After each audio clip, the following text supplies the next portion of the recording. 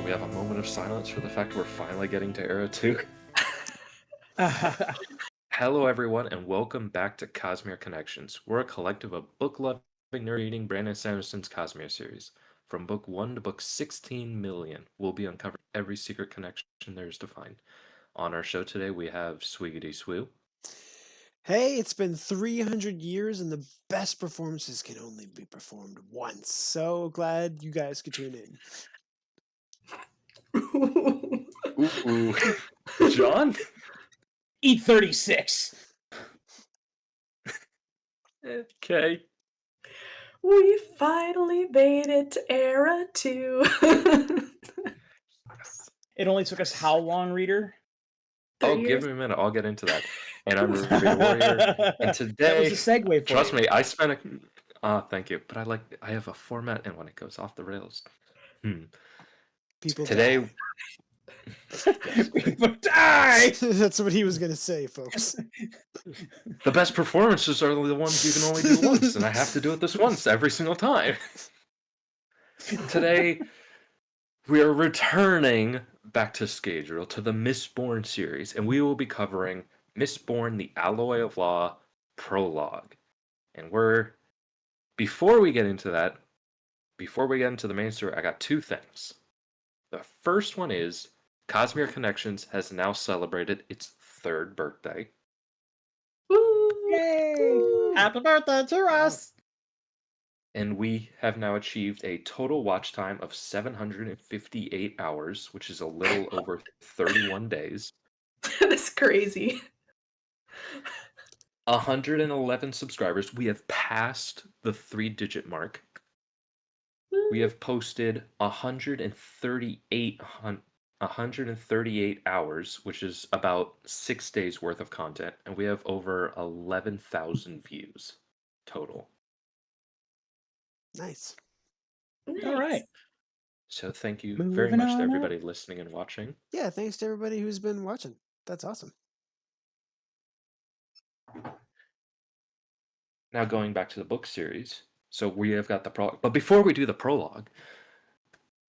Also, But wait, there's more. I do want to say real quick, for those of you who don't know, so we started this podcast 3 years ago, right a couple months before the last book of the Era 2 Mistborn series was supposed to come out, and our original plan was to get through all 6 Mistborn books before that book came out. So Needless to say, that didn't happen. needless to say, that did not happen. So we are very excited that we are finally getting to Era 2 of Mistborn, which was one of the things that we've been trying to get to since the very beginning. Which is why this is huge for us, because like this was what we were after from the get-go. Mm-hmm. Yes. So accomplishment unlocked? Yeah. Yeah. It only took us So- 300 years. Apparently so. Okay. Few quick rules. One is a rule, one is also a clarification. First rule is, if you have not read Mistborn Era 1, so the Final Empire, Well of Ascension, Hero of Ages, we will bring up those points in the spoiler-free part, as this is a continuation of that series. First of all, if you haven't read those books, why are you starting in the middle of this series? Valid. But in case you are, I don't know why you would. We won't just randomly, random thing that happened. We'll try to keep it focused on events that actually happen in that. We won't just randomly blurt out, oh, remember this part? We won't do that. But if there's a detail that relates back to the first trilogy, we'll probably comment on that. But now a point of clarification, because there was a retcon in between Eras 1 and Era 2. There were a couple retcons. Yes, but there's one main one that honestly affects this series. A big point of Hero of Ages is that there was a reveal that there are 16 medals. And at the end of the book, you get a letter from Sazed where he's like, oh, there are, because we only know about 14 of them, and Sazed says there are 2 missing ones. And that's a big clue into this. Apparently, 2 of the medals we had already known, atium and malatium have been reclassified as god metals, which are not a part of the 16. So technically, there are 4 missing metals. Technically, they were. Sorry, I'm gonna be technical about this. Atium is a god metal, and malatium is an alloy of a god metal. Right. Like, Technically not a correct part- is best kind of correct. Yes, but it's not a part of the main 16. correct. If you are a bit confused, Brandon later updated the books in the leatherbounds and most recent editions where Sazed's letter says at the end of it there are 2 metals and their alloys that are missing. So there was a bit of confusion. That is why Brandon later made the retcon and then later changed the ending of Hero of Ages. So we are in fact missing 4 metals aside from... Gosh, do we really have to go through the entire list again? Of metals? We could go through all the metals. So, quick recap on the metals. So, we have iron, which is a physical, external metal. It pushes things away from you. We have steel, which is a Iron poles. iron poles. I'm just not reading. It's literally in front of me, and I just didn't read it. Iron. Bad We're a bit form out for of an it. English teacher.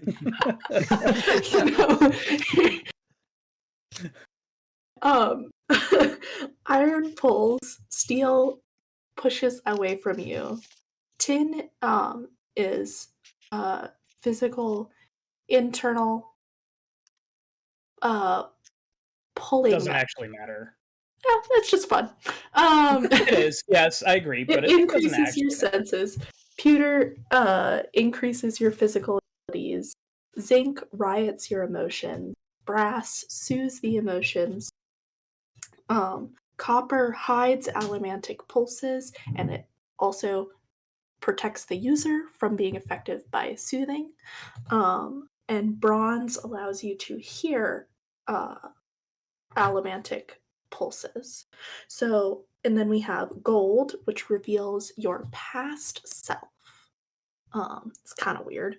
And electrum, which reveals your own future, which is the one that Vin used to kind of combat atium. In the Vin and Ellen used to combat atium at the end of Hero of Ages. And so our 4 new metals. They're pretty cool. There was also aluminum and duralumin. Oh yeah, aluminum and duralumin. Oh yeah, I just didn't turn the page. Wow, batting 1,000 today, Kay. I'm just struggling. Aluminum wipes your own internal metal reserves, and duralumin enhances the next metal that you burn in conjunction with it. So aluminum and duralumin aren't really useful if you're not a Mistborn. So we have 4 new metals. So we have cadmium. Nope, we're not going to talk about them yet? No, we're not going to reveal Okay, them. we're not going to reveal them yet. Sounds great. Those are fun things we get to learn about in the book. Those are DLC, all right? And we gotta read some chapters before we can afford those. Technically, only 2 of them are really talked about in this book at all. The other 2 are not mentioned. We'll get to them if we get to the Ars Arcanum. But we will come across them in the book. Okay. And that is everything for recap /PSA /updates. And we can finally get into the actual book. Yeah, so our prologue is all about Waxilium Ladrian, who is kind of a gentleman lawman, if you will. It talks about him wearing his classic cravat and his, upscale clothing in this kind of rugged western setting, this like lawless town. and he's got a Styrian 36, which is like a big honking pistol, and it's all business. It's not that big. Is We'll talk about that later. I'm not really a gun It's your guy. classic. It's your classic. I am a little spaghetti bit, western. and it bugged the crap out of me the first time I read this book that it was a 36 and not a 38. But that's for later. Fair enough. Sorry. Anyways, just setting the scene, it's like we had mentioned we're going to talk about the first trilogy. So this is the same world, but it's 300 years later, as it says in the back of the book. And it seems that things have advanced to a kind of Western technology. So I'm going to kind of speed through the prologue a little bit because I got hung up on just kind of setting the scene. But Wax is looking for he's looking for Bloody Tan, right? Mm-hmm.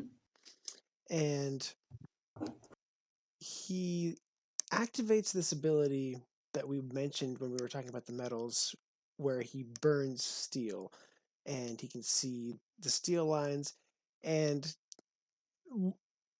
he uses it in a cool way where he isn't planning on pushing so much as he just wants to see if there's metal nearby. It seems like back in the day they would avoid wearing metal, but in this era it's actually a pretty reliable way to see if somebody's sneaking around or has a gun. Vin also used that technique to see if people were around. But they were also living in an age where it was very medieval. This is sort of very Western / Sherlock Holmes London era. And it is a lot more likely for people to be wearing metal now. Yeah. And you'll see that come up later in the books too. That'll be that'll be important later. So his other ability, if you don't mind, I'll just get into it now, is I'll just say he's a twinborn, which basically means he has one allomantic ability and one ferrochemical ability. Because at the end of that's what he has. And his ferrochemical ability is his ability to store his own weight. So his combined powers of being able to steel push and store his own weight and that tap into that weight at any time makes for a really fun kind of kinetic character with lots of cool action scenes. I really like Wax's abilities. I mean, he's got the perfect ferrochemical ability to match steel pushing, which relies on using your weight, either be flung backward or push something forward. So be able to store weight or to tap weight. Perfectly balanced for that. Absolutely. I mean, you could just make yourself weigh nothing and then shoot into the sky and then make yourself weigh a ton and you won't have to put as much force behind your pushes if you weigh less. So that means he's not using as much of his steel. That is a really important thing to bring up, is the way steel pushing works is totally based on your weight.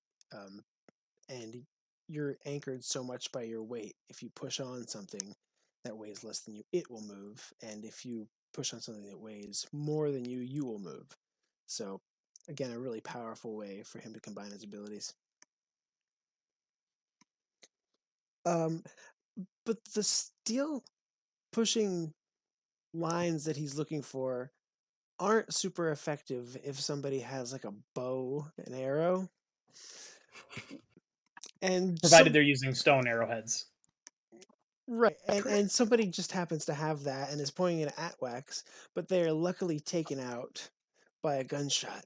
And as he turns to see who it is, it's none other than Lessie, who he's familiar with. I'm sorry, Swiggity, you didn't even mention the coolest thing that Wax can do with his steel pushing, which is create a bubble. He essentially creates a bubble around him where he's constantly pushing out.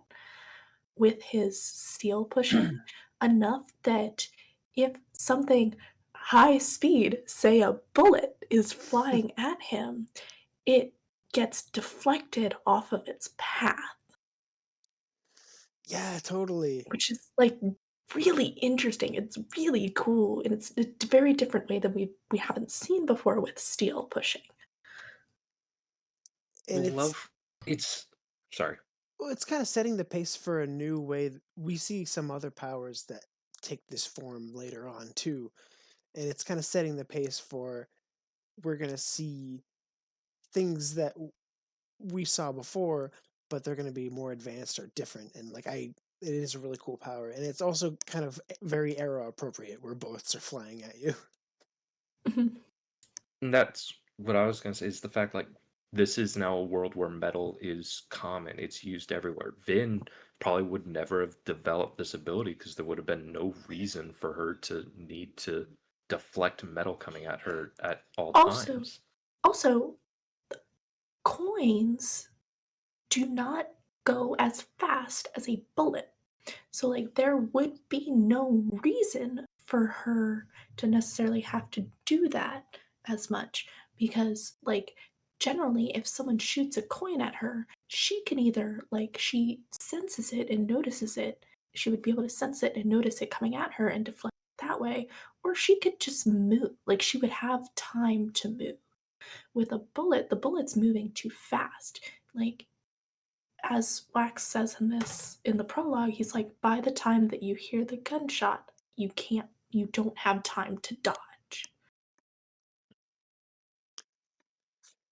I But would back just to like Wax's to wife. make the Sorry. pedantic point that Vin did in fact launch a coin that would go as fast as a bullet because she used Duralum to go. Whoo! Yeah. Wow. Duralumin, you can do all kinds of You can crazy stuff. cheat a lot of things. Yeah. Yeah. If someone's burning duralumin, you got bigger problems. Yeah. Okay. So moving on, Wax and Lessie are a thing. They are together and they're flirty, and it's an awesome relationship, and we love what we get to see of it. I hope it lasts forever. I liked their back and forth. What did you guys think? Loved It felt well established.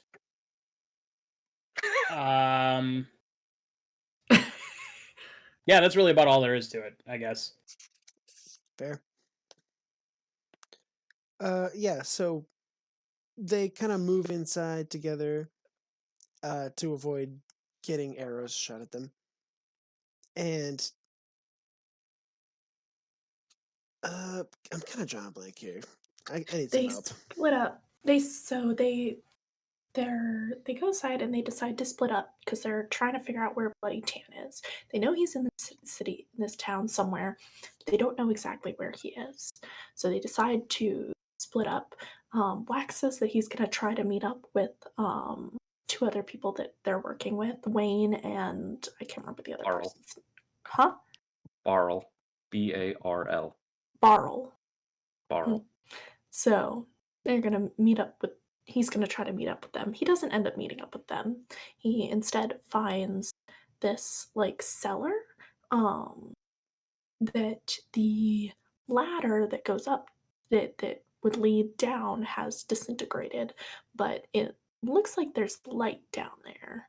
So it's like clearly that someone's been using this recently. So Wax decides to investigate. As he goes down, he finds this tunnel, and throughout this tunnel are all the bodies of the people that Bloody Tan has abducted. And they are all mummified and put and placed in very specific poses. It's very creepy. Yeah. That was And amazing. The way you described that. Wow. Turn them into jerky. Yeah. So he goes down the tunnel, and at the end of the tunnel, he gets to a church of the survivor. And inside the church, Bloody Tan is inside the church, and he is holding Lessie. He has Lessie captured, and he starts monologuing.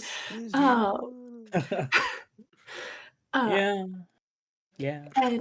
But Wax thinks to himself, he's like, I'm not that worried about Lessie. We've been in situations like this before.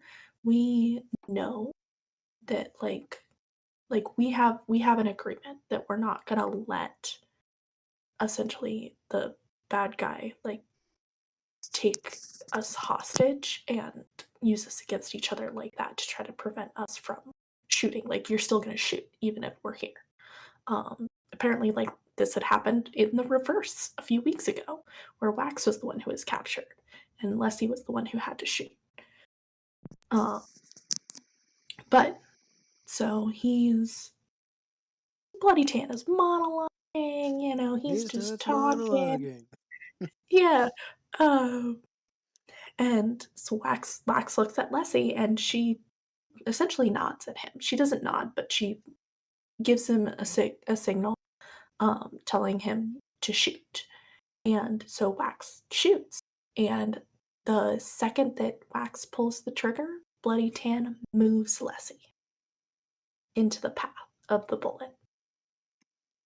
And she gets shot and she dies. Gone too soon. And then it feels like we just barely knew her. Shoots Bloody Tan right between the eyes. Mm-hmm. So he can really be Bloody Tan. Also, there was this happened earlier, but earlier in the day, Wax had gotten a letter from Elendel. But saying something, we're not quite sure what was in the letter, but Wax is like very annoyed about it.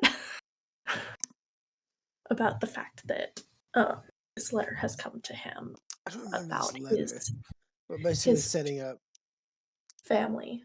And for those of you who maybe don't remember who Ladrian, the name Ladrian, that's Breeze from Era 1. So Wax is Breeze and Alrian's like great whatever descendant. I don't know how many generations, but it's been 300 years. So, but he is descended from Breeze and Alrian. Awesome. You'd think he'd be more sarcastic.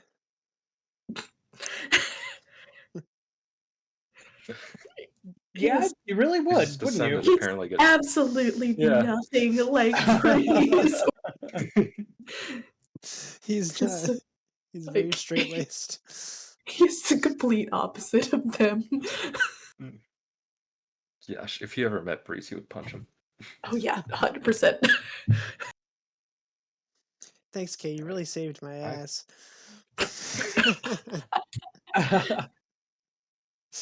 Okay. Let's see. We talked about the steel bubble. Wax also pushes against bullets he's firing to give them a little extra oomph. Sometimes he does. Which is why he can get away with having such a small caliber round. I saw what you put in your Discord notes about that, where like, how fast would you have to be to actually do that? I had the same thought. Like, imagine pushing on a bullet after you shot it. Like, there's a real easy way to get around that. Push on it while it's still in the chamber.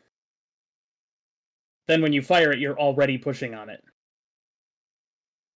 I think that's essentially what he does, is he starts pushing on it where he pulls the trigger, and then when he pulls the trigger, it rockets out even faster momentum. Okay. Now, there's... as I'm thinking about this, I'm realizing there's a slight problem with that. The hammer.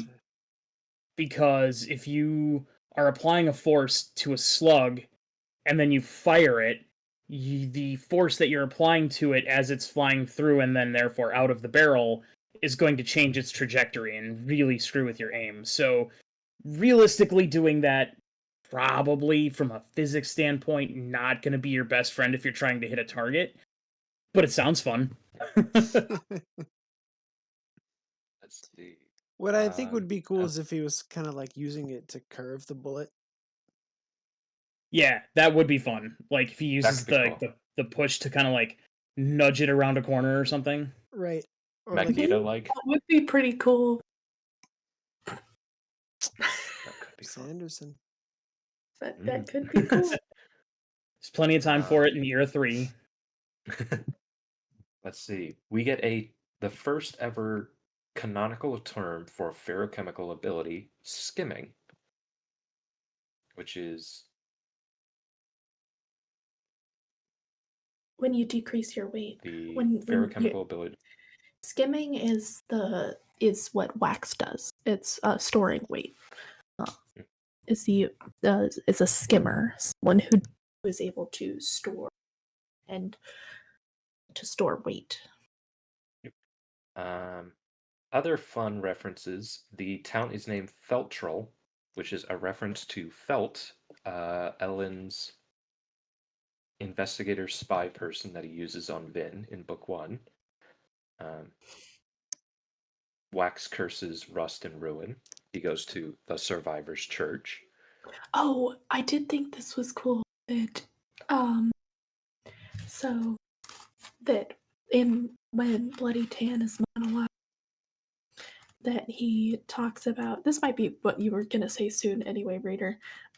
He talks about meeting death with spikes through his eyes. Nails in his eyes. With nails in his eyes. If you could probably guess who that is. Take a gander. And then Tan uses terms of preservation ruin to describe it. I wonder what that's referencing. And that's about all I got for this. Oh, he also says harmony at one point. Mm-hmm. He does? Yeah. Yeah, he says, harmony, I love that woman. Or something along those lines. Wax does, yeah. Yeah. I also really like that his allomancy power is steel and his ferrochemical power is iron. I think that's cool. Mm-hmm. Yeah. It's the metal and its alloy. Yeah. And especially like those two for the main characters. Feels right. Any more comments or anything we would like to talk about in the prologue? We got a brand new look at the world 300 years later. We're now in a Western setting, no longer medieval or Lord of the Rings. We're now in Stagecoach, John Wayne. When you guys were reading through this prologue, like, I don't know, did these books come out with this being a standalone as did the idea? So this was a standalone when it originally came out.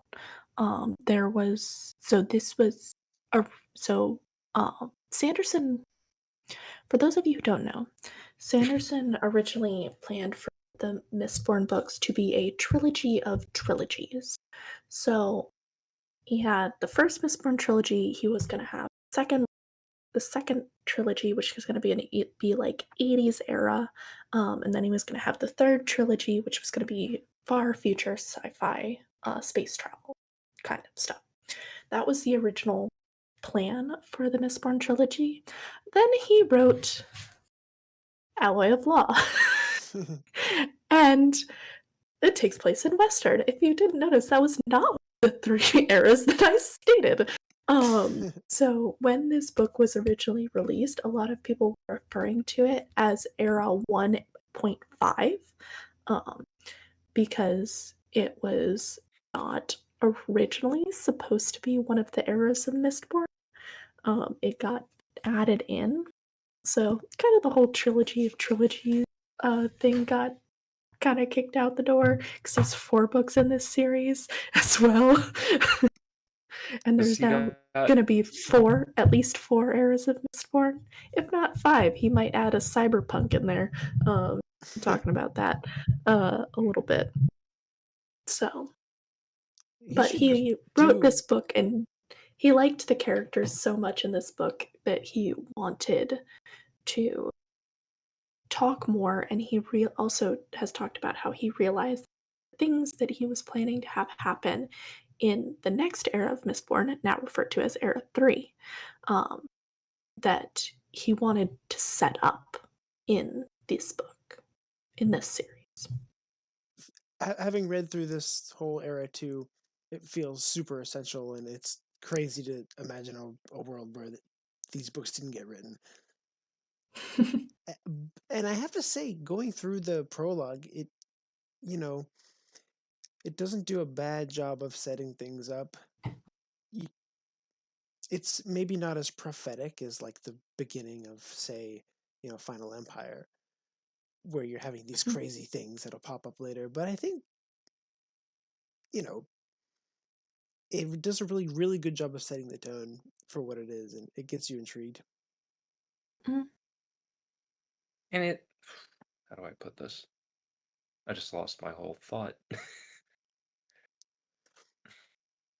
John, say something while I try to remember what I was going to say.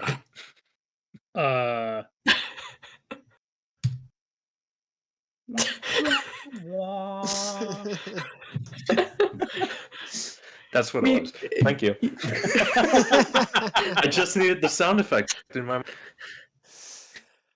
and in my mind. So the very first shot of this is like the ground shot. So you got like the red kind of dirt, and then the boots hit the ground. They're cowboy boots, and I got the spurs, and then the gun kind of flicks out into the frame. Yeah, sort of like that. I've always imagined not only that being the opening scene of this book / prologue, but also maybe like an end credits thing of Hero of Ages, or maybe when Ellen does his Duralumin Atium thing, where he sees all the future in a split second, where you see one little frame of this shot, sort of like as a little teaser. I think it'd be cool if somebody shot at him and the bullet just like veered away. Yeah. Oh, that 1000% has to happen in like the intro. Right? Yeah. Like maybe a couple people are doing it and he's just like walking through them like it's no big deal. Even though based on how we know it works, that would be suicide. Yeah. Anything else? Okie dokie. Well. Oh, Koloss are back. They mentioned Koloss. They did? Yes. Of course you would notice it. That's why the town is abandoned, because a tribe of Koloss moved in nearby, and everybody else was like, nope, there goes the neighborhood. Okay. I apparently did not notice that. But of course you would. Of course John would notice this.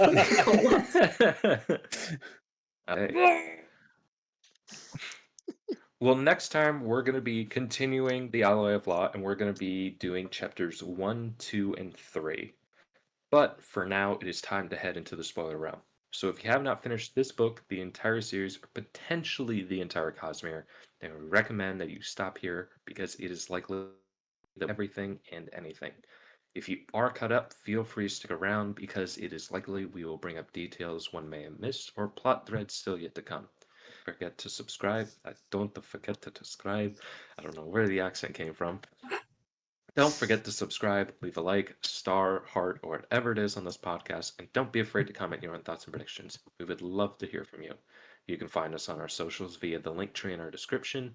But if this is where we must part, then my name is ReaderWarrior, and I have been joined by Swiggity Swoo. Someone else moves us, lawman.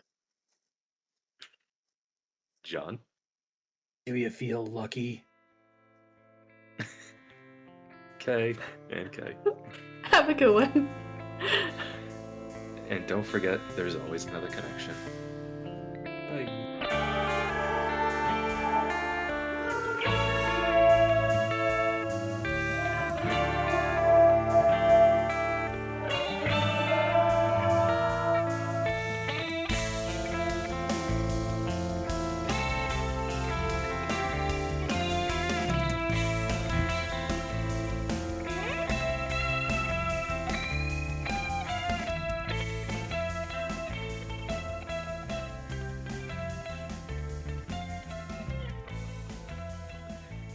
And we're back. Spoilers.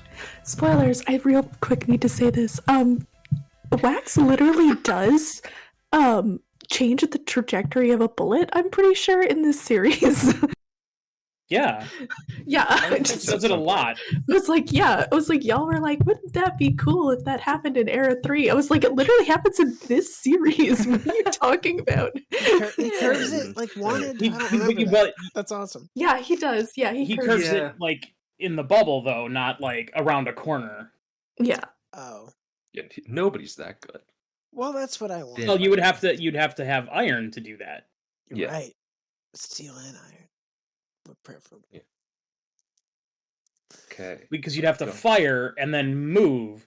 So you'd have to have you'd have to be whatever an iron and speed storing Twinborn would be.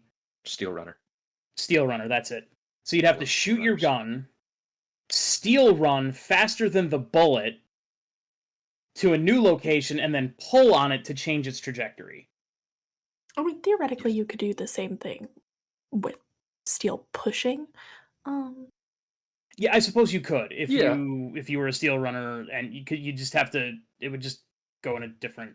Ooh, if you were a Twinborn steel, where you could, that would be kind of cool. Yeah.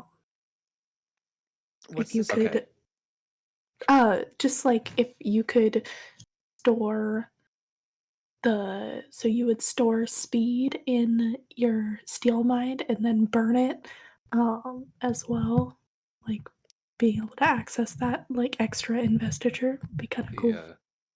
What are those called? Well, then you really wouldn't need guns. Yeah. This actually made me think about, why don't we ever see like speedsters in comics just have guns, just run up to somebody real quick, shoot them, and run off before anybody can blink. Like every time we see the Flash, he always just punches people. But how terrifying would it be if like the Reverse Flash shows up and just like places a gun to somebody's head before they can blink? You could say that about anybody though. So there's a thing with that too. The speedster would have to pull the trigger and then wait in super speed mode for the bullet to leave the barrel and then move. Or just pull the gun back. Yes, but then you have to do that perfectly so as not to shatter the bullet in the chamber of your gun or what have you. Plus, if you do that, if you move the gun backwards, you eliminate the pressure that's inside the barrel, and you move the gun rather than the bullet, and you would have no forward thrust. Huh. All right. But back to Mistborn. Physics! The word I was looking for was compound, if you could compound steel. Yes. I was like, that's the word I was looking for. I was trying to remember what it was called. Compounding. Speaking of fun terms, Wax's steel bubble was originally meant to be a level savantism, but Brandon sort of took that back because he wants savantism to have some sort of effect on the body. So it's now just, he's really good with steel. I mean, he's basically a steel savant, especially by the end, like considering how he is essentially like throughout the series, he is constantly using steel. Doesn't he like push on like a certain part of somebody's gun at some point, like, or he pushes on like a certain part of a container of a bullet? He separates the cap and the slug from the shell into its three constituent parts. And I think if I remember right, he pushes on the cap to ignite a bullet, not in the chamber of the gun. Correct. Wow. Yeah, it's a thing. Which is why people love to do the battle between like Kelsier and Wax, where Wax has definitely more, he can see things in parts and break them apart, push on those, whilst Kelsier was able to steel push and pull on two different ends of the pipe. That one time. That one time. To be fair, that and then he died. So hard. Incredibly hard. We've got Wax, we got guns, steel sight, steel bubble, and then we get Lessie. Bleeder. Yep. Let's try not to go too much into that. Someone else moves us, and he was trying to warn him that Harmony is moving him like a piece on a puzzle, I could like have a sworn piece there on a was something. chessboard. I could have sworn there used to be something about Bloody Tan being spiked, but I couldn't find anything on his Coppermine page. He is not, but he's insane. Bleeder transforms into him in Shadows for Self, right? Correct. Yes. But in this instance, he's just bananas.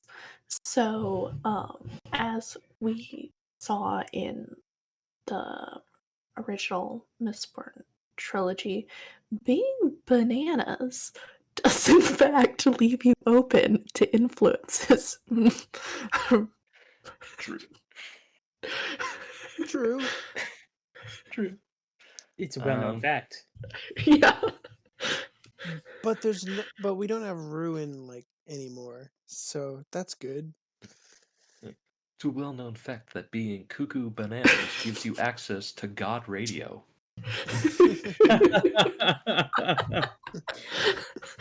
They're coming for Xanadu. Just Yeah, I am Unity. Well, I'm gonna turn that one down. we don't have Ruin anymore, but we do have autonomy. Yeah, that's what I thought. Is So he had an autonomy spike in it? Yeah. I can't find anything on this page about it. And autonomy has their own spikes. Yeah. yep, because autonomy has their own god metal. So you And can make Okay. spikes out of any kind of metal. I see where you're going. And with therefore a this. whole other 16 that can exist Yep. due to that god metal, and so Mhm. we're never gonna get a full elementic chart. Yeah. Because there can I won't go be insane. 16 alloys with every different god metal. Except for Lerasium. No, Lerasium has Lerasium 16. makes the Mistborn. I forgot. Lerasium, if you mix Lerasium with other metals, it turns you into just a misting instead of a mist. Yeah. Which is kind of, Sanderson has stated, is kind of a waste of Lerasium. Yeah. I would say. You know what, Unless you can make 16 mistings to one Mistborn. But then we start getting Yeah. into what size of dose you need for each thing and how much, and Yeah. So, also, this is a retcon about ATM, is that the ATM in Era 1 of Mistborn isn't actually true, god metal ATM, because god metals, because Brandon essentially wanted it to be where anyone can burn a god metal. You don't have to be an allomancer to burn a god metal. Can access. That's how Lerasium works. Yeah, because that's how Lerasium works. Anyone can burn Lerasium. So he had to kind of. Can burn Lerasium. He kind of had to tweak that as well. That the ATM that we see in Era 1 of Mistborn isn't true ATM, it's an alloy. I wasn't gonna bring that one up The this full trilogy god since metal. But it's not really relevant. But it's not just relevant to this one. It's not relevant at all. Right now in where we are in the Cosmere, it's not relevant. But it's just it's another retcon that's about the metals and stuff.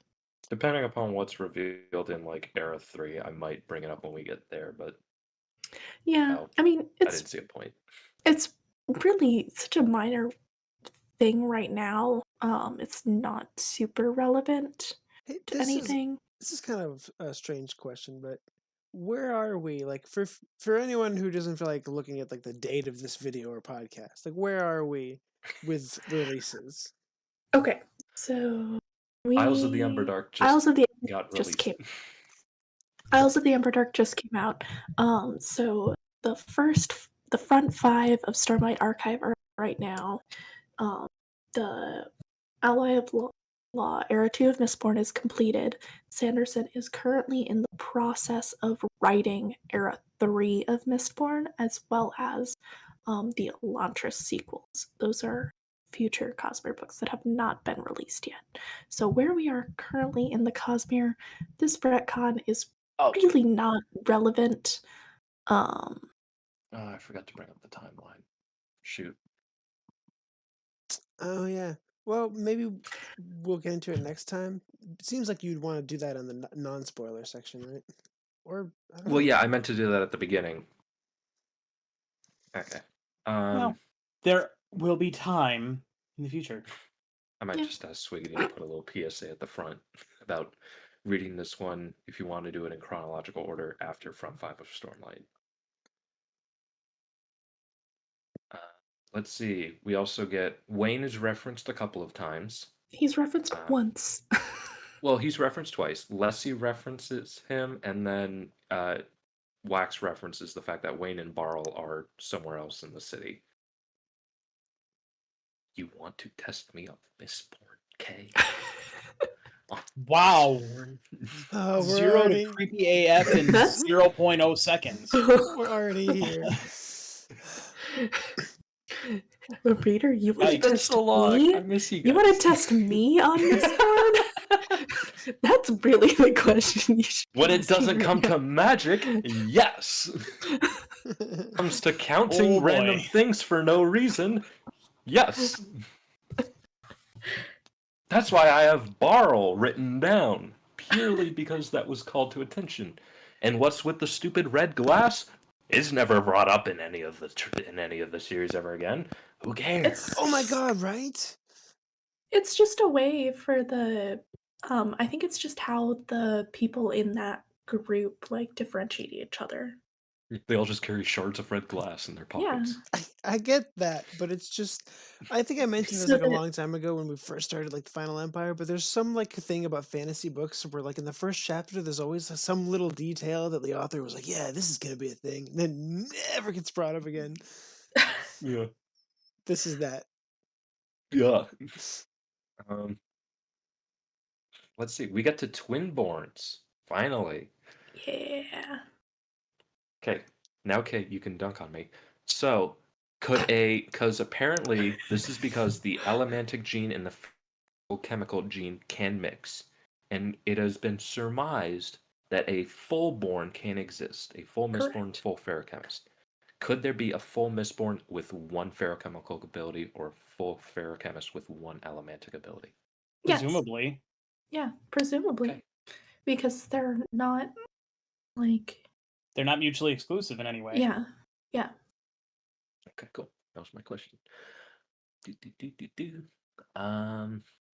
We have Death with nails in his eyes. Marshy. Poor Marsh. Ironeyes. His nickname really is just very unfortunate. I mean, it was meant to seem prophetic back in the day. Yeah. But yeah, he's still around, still kicking. Still giving people the cold stare. Yep. Yes. That iron stare. I love it. I think it's so cool. Like, you know, there's like this sense of things being legendary in books sometimes, and they have to have a sense of gravitas and ancient, history to them. And in this sense, like, we know that guy, and that makes it so much cooler to me. It's like, well, real quick question. Do we know it's Marsh at this point? Yeah. I mean, it's Ironeyes. But there were other Death with iron in his eyes. Marsh was the only Inquisitor who survived. Yeah, he killed all the other ones. Vin killed all the other ones. That is see, I'm already there. We go. Boom. Okay, remember. Didn't he pull the spikes from the backs of a bunch of them? So In he book one. did at the end of book 1. He killed all of the Inquisitors that were in Luthadel at the time. Okay. And Okay. then throughout books 2 and 3, Vin and Elend kill some of the Inquisitors. And then at the end of book 3, when Vin is in the process of ascending and gains unlimited allomantic power, she kills all of the rest of the Inquisitors, and she is about to pull the spike out of Marsh, who was the last one still alive, when she vaporizes and fully ascends. Got it. So Godhood Marsh comes is, with a price. yep. So here's my question: do you think that Bloody Tan has actually met Kelsier and Marsh? No. I don't think so either. I think it was a proper reference that people use in the world. Mhm. Is my take. Yeah. I have seen the face of God. But considering we know that they're around, Yeah. Okay. like, and they're also, like, actually there. Fair like, point. and that is a really cool thing I love about this concept is like there's a huge discourse around the world like whose religion is the true religion. But on this planet, we have literal God, death, and like the survivor And from 300 years ago. so also, we know based on the ending of The Lost Metal that Kelsier and Harmony are not really getting along Sympathical. right now. So, like, do we think that Kelsier might have, like, done something to insert himself in? I I don't don't know. know. I'm just throwing it out there. I Disregard. was just thinking about I saw that, like, he mentioned, like, seeing Kelsier, seeing the survivor. Well, he's also in a survivor church. I imagine there's a statue of him there. Like, I don't know. I feel like it could have just. I don't think he literally has met our 3 semi-immortal boys. I We don't think know how it it's all more works. likely that he smoked some wicked peyote and saw visions of God. Or he could have just been dreaming. Like, Yeah, fair. I just That's wanted kind of what I'm to. driving at, yeah. I was just curious. I was like, I wasn't sure. So That's just what they Right. want you to think. They want you to think he's crazy. My last 2 things are apparently there were Kolos. Thank you, John.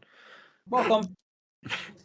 And I have to wonder how many times Lessie has had to hide the fact that she has been hit by a bullet during one of these hostage situations due to hiding her nature and like, oh, I'm perfectly fine. Hides healing I bullet don't wound and think stuff. she would have done So here's that. a better question.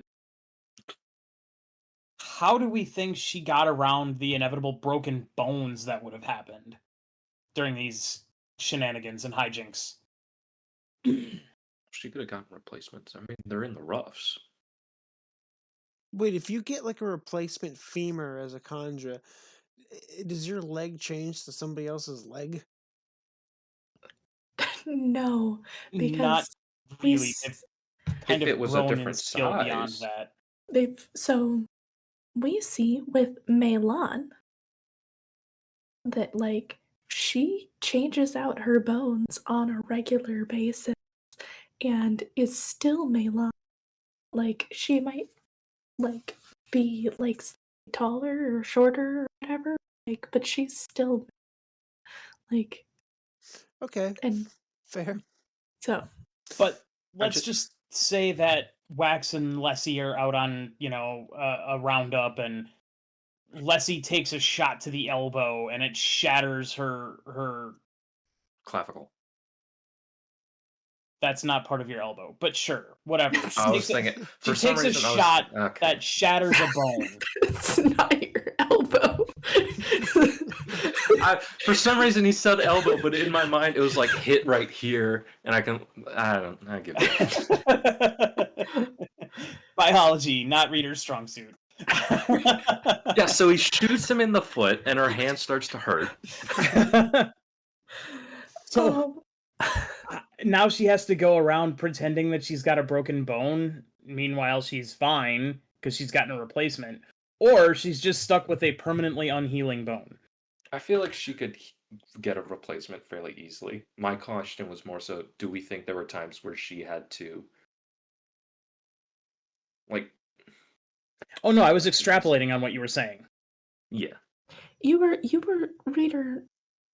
From what Hide I her thought you were conjureness. asking, essentially, like, did she have to, like, where she? I was thinking you were talking about like where she got hit by something that was like would have been deadly to like a human. Yes. Did she use her conjureness to I keep up and survive with wax? think she avoided things like that. I think she probably did use her conjureness in a way, but like not in the way that you're thinking.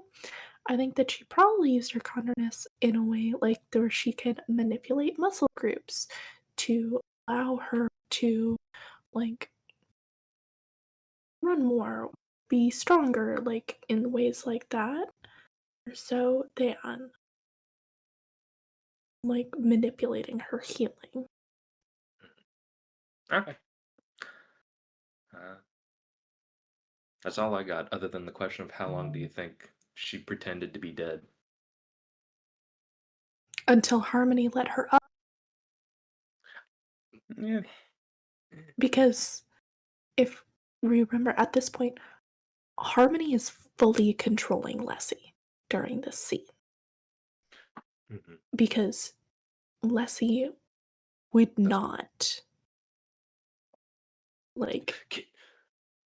Can you imagine a heartbreaking sort of like an extra scene when she's explaining it all and it's doing like flashbacks to this? Like Harmony, you see like a visage of Harmony like holding her still, holding her, and then like the minute he lets go as Wax leaves, she like runs up and tries to like run after it, and Harmony has to do it again to stop her from chasing him. Yeah. Like seeing like her cry at that. Her anguish. Yeah. You know, say what you will about him, Kelsier would never do that. He would not. Like, he was willing to let Vin walk away.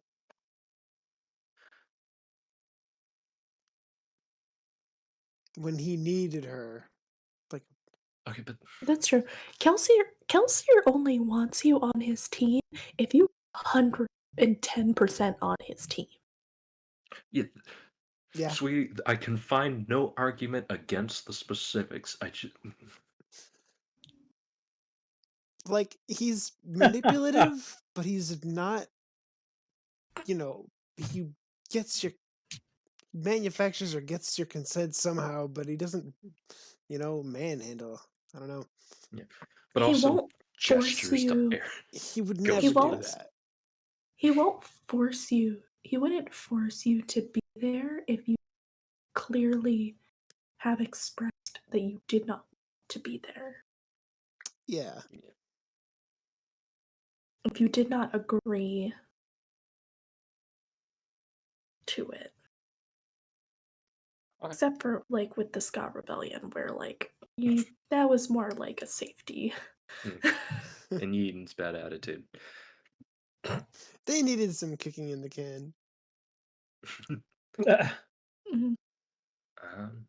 Anything else then for the prologue of Alloy of Law? I think I don't think so. It's pretty short, you know. Still talked for an hour.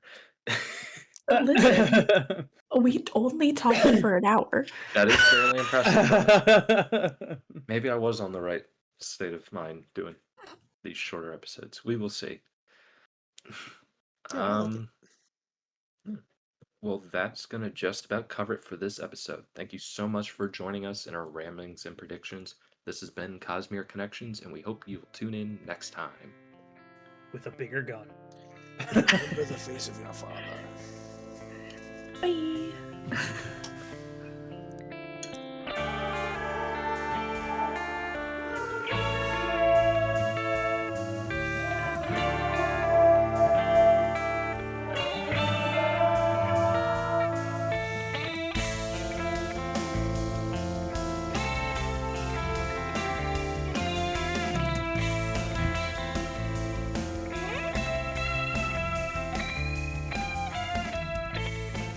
every time just because it's going to be hilarious. Mic check, It's mic just the check. fact she's like, I don't. let me check mine, and then immediately, God, I hate you. I'm more going to say it to make fun of Reader. That is the yin and yang of this. I get to boast about my one prediction. Everybody else just clowns on me every. You know, it's what you do. Yep. Feels like there should be something else in here, but there's not. It's just really dense cardboard. You really are the podcast martyr. The sacrificial lamb. Yeah. That is sometimes while I'll ask like dumb questions just to like sort of, in case nobody is tagging along, just sort of clarify that point. So I'm not as stupid as I appear. I am mostly that stupid. No one thinks you're stupid, just No. crazy. Yeah. You just say things that are crazy sometimes. And then I'm one time one perfectly of happy them with was that. right, we'll never hear the end of it. Up until my next wild theory. I don't have an idea what it is yet. Could be a while. Lift's chicken was Starling. That doesn't make any sense. Ah, but wait. I can see it. Thanks. That's Don't like give me hope. I was like barking up that tree in the Discord at some point.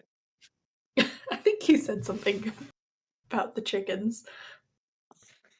About the birds. It had to do with the ability to metabolize investiture. It wasn't to do Oh, with Starling. It was like oh that- no. yeah. It was about the ability to metabolize investiture. So it was about Dusk. And Yeah. Lift. Yeah. And how it was interesting how like there's that connection and how she like interacts with an AVR. She's one of the only characters to interact with like an AVR in Stormlight Archives. Mm-hmm.